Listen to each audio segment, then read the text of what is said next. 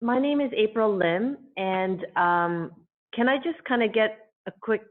Hi everyone. My name is April Lim, and I'm a policy development officer here in the social policy unit at the City of Toronto in a division called Social Development, Finance and Administration. And I'd like to thank TCBN and Power Lab for inviting the city to provide a really brief overview about the community benefits framework. And thanks to everyone who's on the call for taking the time to join us. So I think what we all have in common right off the bat is the belief that there's a tremendous value in creating community benefits hiring opportunities through city-funded infrastructure projects and through any opportunities when the city can leverage its purchasing power. So what I'm going to do here is just walk through what we're still calling the draft community benefits framework, because it's still a draft until it's officially adopted by City Council. So this report is planned to go to the Economic and Community Development Committee meeting on June 26th. And the report will be available to the public a week prior to that meeting date when the agenda goes public. And then following that committee meeting, the plan is for this report to go to July 16th City Council. Next slide. So I'd like to begin by providing you with an overview about the City Council timeline of events that have directed this work over the last 5 years at least or more. In 2015, City Council directed staff to develop a community benefits protocol, and that was the same year that the Toronto Poverty Reduction Strategy was adopted. And leveraging inclusive economic development is a key pillar in that corporate strategy. At the time that this direction was passed, the social procurement policy and program were in its pilot phase, and it made sense to focus on the development and implementation of that program first as a way of establishing best practice and learnings toward a broader community benefits framework. And then quickly following the implementation of the social procurement policy in 2016, the City Council directed staff to negotiate a community benefits agreement with One Toronto Gaming at Casino Woodbine in Rexdale, and that was adopted in 2018. And as many of you know, that CBA leveraged a wide range of outcomes with key achievement targets, which many of the people on this call and the community around TCBN contributed to. For example, 40% of full-time jobs, $5 million toward the construction of a child care center, 40% of local and social hiring, and 10% of annual procurement through local businesses and diverse suppliers, just to name a few of the terms of the CBA. So in the fall of 2018, staff was able to bring its attention towards looking at what a broader community benefits framework would look like. And of course, with all of these different initiatives over the last few years, the city cannot do this work alone. Throughout this process, there's been local resident organizing, community advocacy work, research and policy development through the nonprofit organizations, funders, labor organizations and unions, and many of the organizations that you are a part of. So the external stakeholders have been pushing this agenda to the forefront to bring these conversations to the various policy tables in the different orders of government. Here at the City of Toronto, the Social Development, Finance and Administration Division has been leading the development of this community benefits framework and working with a wide range of divisions at the City of Toronto, including city planning, legal, Toronto Employment and Social Services, purchasing and materials management, as well as economic development and culture. Next slide. So as many of you will already know, this is the beginning of something much bigger than the City of Toronto. And community benefits through public infrastructure is happening at the provincial level in Ontario, as well as at the federal level across Canada. And the City of Toronto is a leading municipality in this work in terms of piloting different models, developing best practices that we hope will be shared across different municipalities and provinces in Canada. Next slide. The purpose of the community benefits framework is to maximize the social and economic impact of community benefits initiatives at the City of Toronto. So with the rising interest in community benefits initiatives, considerations for community benefits opportunities have been brought to the forefront of many city programs and public infrastructure projects. And more city divisions, agencies, and corporations are embracing community benefits initiatives as opportunities to insert these initiatives or opportunities into city work. The framework is an opportunity to convene, coordinate, and track community benefits initiatives across city divisions, agencies, and corporations. So the framework aims to identify the commonalities across these existing community benefits initiatives and future initiatives, and find ways to create consistent approaches around tracking the data, around creating and implementing these outcomes, and building the capacity for the City of Toronto to really leverage community benefits. So at this time, the community benefits framework is not recommending that this framework apply to private development. The focus, based on informed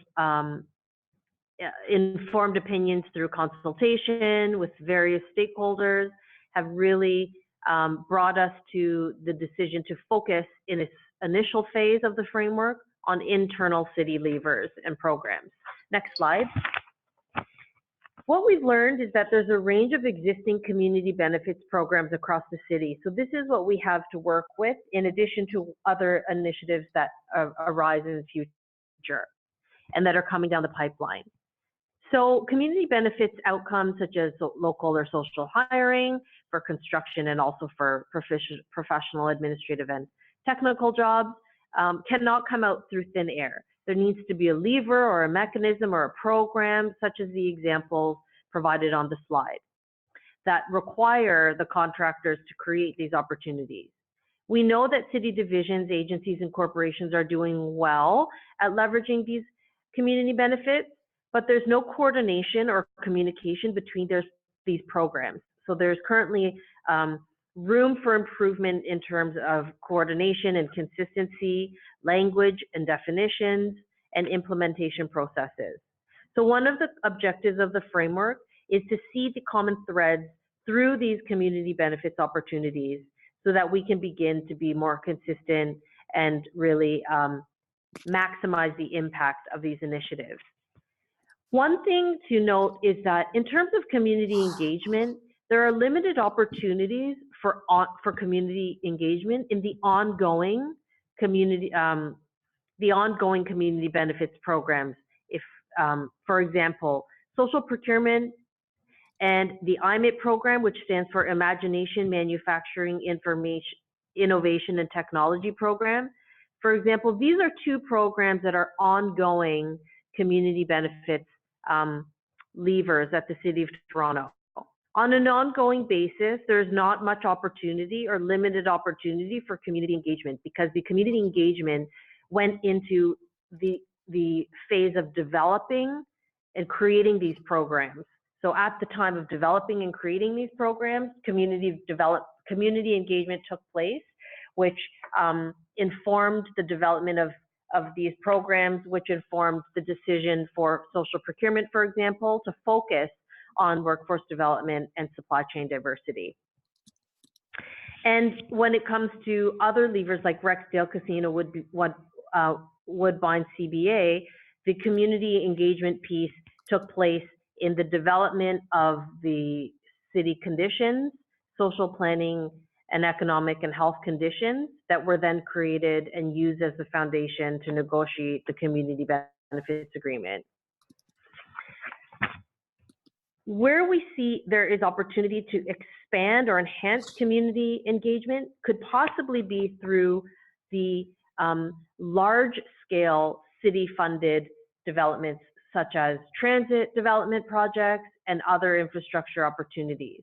And we heard through the consultation phase in developing this framework that the city should consider opportunities to scale up the scope, scale, and thresholds of city infrastructure projects that might activate community engagement opportunities. So these are things that have been incorporated as considerations for the framework.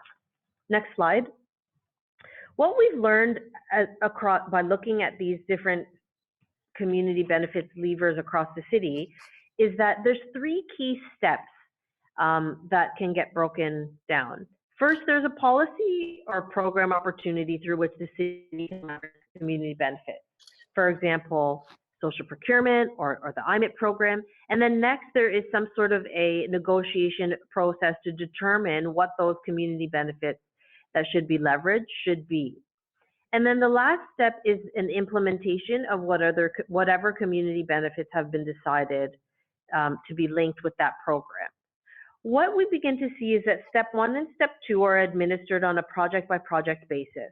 Every project is different, has its unique aspects, and cannot necessarily be predicted in advance. What also becomes clear is that step 3, that implementation process, it is predictable and replicable for all community benefits initiatives. In other words, when consistent procedures and protocols for implementing workforce development, implementing local hiring strategies or local procurement opportunities, once these consistent procedures and protocols are established, they can be replicated and do not need to be reinvented every time a new community benefits opportunity arises. New slide. So some of the common frequently asked questions that come up include, the phrase community benefits is used interchangeably at the City of Toronto to mean different things, which causes a lot of confusion across city divisions, agencies, and corporations, which one of the goals of this community benefits framework is to really create some common definitions, common understandings of community benefits, and to try to address that confusion. In the context of the community benefits framework, we really are focusing on leveraging 3 key things. 1 is inclusive workforce development. 2 is supply chain diversity, so diversifying supply chain opportunities for diverse suppliers and local suppliers and social enterprises. And 3rd is to really try to incorporate more community identified priorities. And as this slide points out in red, the other community benefits categories are addressed through different programs at the city. So for example, community assets and public realm opportunities are really addressed formally, well, through Section 37 still until Bill 108 has various implications. But the point is that these community assets and public realm and affordable housing community facilities are ones that can be negotiated or leveraged through Planning Act tools or mechanisms that are embedded in the Ontario Planning Act. And then environmental outcomes are really leveraged through the Environment and Energy Division's strategic goals and policies, mainly through what they refer to as Transform TO. And then where we see the community benefits framework as having a real opportunity is where around workforce development, supply chain, and other community benefits identified by community. Next slide.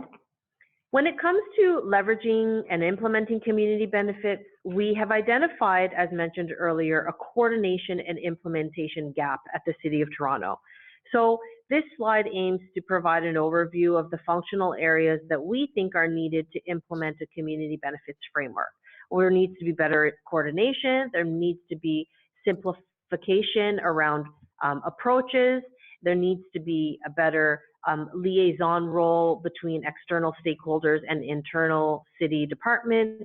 There needs to be a community benefits coordinator at the City of Toronto to really lead, convene, and coordinate the different stakeholders. We see an opportunity to really build the capacity of city divisions, agencies, and corporations to understand and implement the valuable community benefits opportunities. And a key piece also is around facilitating better community engagement opportunities, as well as for the first time, developing and implementing a data tracking system so that community benefits, the social and economic impact can be tracked, analyzed, and reported out on publicly for greater transparency and accountability. Next slide. One of the recommendations in the community benefits framework is around establishing a community benefits advisory group. This advisory group, much like the community steering committee that's been established through the Rexdale Casino Woodbine Community Benefits Agreement, the mandate of this proposed working group would be to be comprised of expert stakeholders across a wide range of parties to work together to advance community benefits opportunities through City of Toronto infrastructure projects. So the proposed membership, as you can see here, includes a wide range of stakeholders, from City of Toronto staff to different groups in the construction sector to local residents and community organizations. And really, the idea is that an advisory group would be convened through a selection process to provide subject matter knowledge and expertise to really advance community benefits opportunities, to address different challenges in terms of community benefits implementation that might arise in real time, and to really act as spokespeople who can then bring back communication, information, and updates back to their stakeholder groups respectively, so that there can be a really strong communication mechanism between the City of Toronto and the various stakeholder groups. Next slide. Lastly, before we get into a little bit of Q&A, and I see that I'm at 15 minutes, so I'll try to wrap it up. There are a couple of frequently asked questions that come up, including a misconception that community benefits increases the cost of construction. This is a misconception that we hear commonly across contractor groups. And the idea is that community benefits hiring is not intended to replace existing staff or work crews that are in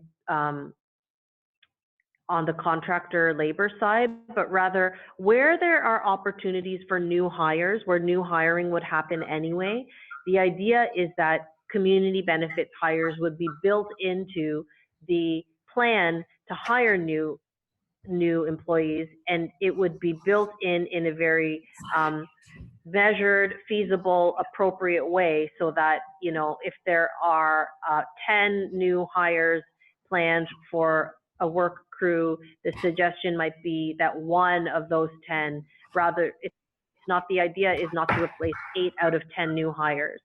The City of Toronto is creating best practice models in collaboration with labor to make sure that these processes make sense.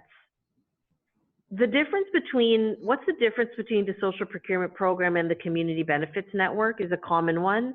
The social procurement program is viewed as one of the city's levers, or one program under the broader umbrella of the. When it comes to how the community benefits framework will impact you as external stakeholders, the idea is that where the city could increase and improve its coordination and communication within City of Toronto, that improved communication will have a ripple effect on external stakeholders. In other words, where questions would arise for external stakeholders, there would finally be a face and a name that external stakeholders could call in terms of a community benefits coordinator to say, these are the questions that we have, where can we get more information about X, Y, and Z?